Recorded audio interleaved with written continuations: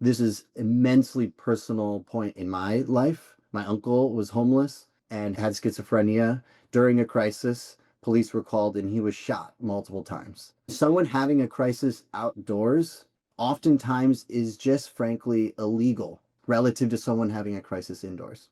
And there's a couple innovative ways in which street psychiatry has been able to develop their interventions that I think is something to pay close attention to.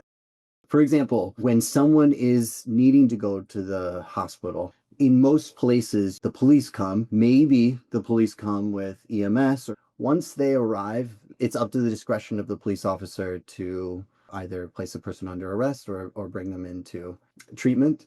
The LA home team decided we're going to take the responsibility ourselves. We're going to do the clinical intervention, which involves securing that person so they don't hurt themselves or others, maybe administering some medications and bringing them to the hospital.